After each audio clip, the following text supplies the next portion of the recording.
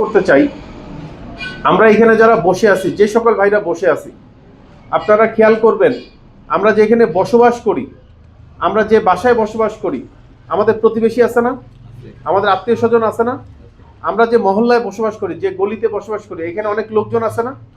বেশি দূরে যাওয়ার দরকার নাই, আপনি একটু বাসায় বসে দেখবেন যে আমরা হয়তো ভালো আইটেম দিয়ে ইফতার করতেছি, সেহরি করতেছি, কিন্তু একই সময় অনেকগুলো পরিবার আছে যারা ইফতার করার জন্য কোনো ভালো কিছু খাবার পাচ্ছে না।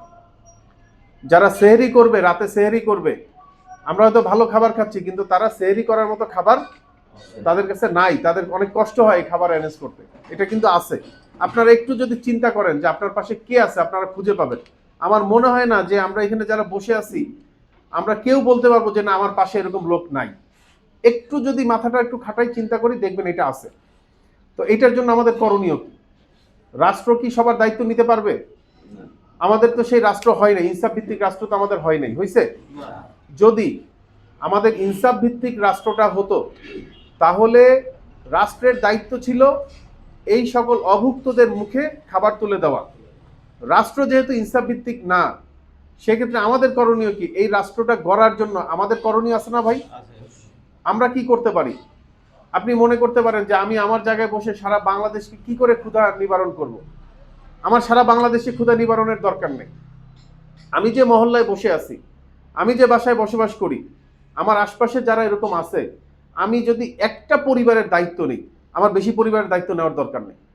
আমাদের এখানে যতটুকু ক্যাপাসিটি আছে, আমি যদি একটা পরিবারের দায়িত্ব নেই, আর এইভাবে যদি সবাই চিন্তা করি যে আমরা আমাদের পার্শ্ববর্তী যারা আছে, এরকম একটু সুবিধা বঞ্চিত পরিবার যারা আছে, আমরা প্রত্যেকে এক একটা পরিবারের দায়িত্ব নিব।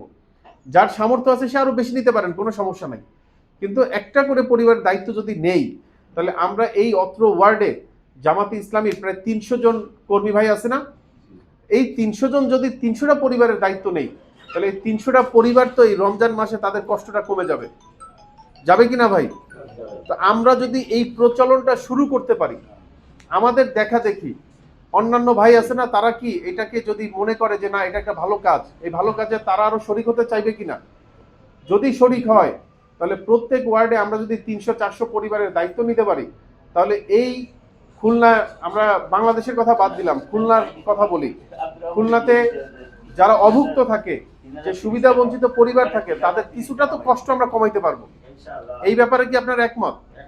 এই জন্য আপনাদের কাছে আমি আজকে একটু অনুরোধ করব, এইখানে আপনারা যারা আছেন, আমার বক্তব্য যারা শুনতেছেন, আমরা প্রত্যেকেই রমজান মাসে এক একটা পরিবারের দায়িত্ব নেব। পারবো আমরা ইনশাআল্লাহ। সেই দায়িত্বটা আমার সব দরকার নাই, আমি যদি একটা আইটেম দিয়েও তার পাশে দাঁড়াইতে পারি, 2 কেজি ছোলা দিয়েও যদি তার পাশে দাঁড়াইতে পারি, এটাও তো তার সাথে আমি শরিক হলাম নাকি? এটা কি আমাদের কষ্ট হবে খুব বেশি? আমরা এই কাজটা করব ইনশাআল্লাহ। ভাই, রমজান মাসে একটা ভালো কাজ করলে কয় গুণ সওয়াব পাবো? 70 গুণ। তো এই সওয়াব থেকে কেন আমরা বঞ্চিত হব? আল্লাহ তাআলা দেওয়ার জন্য রেডি।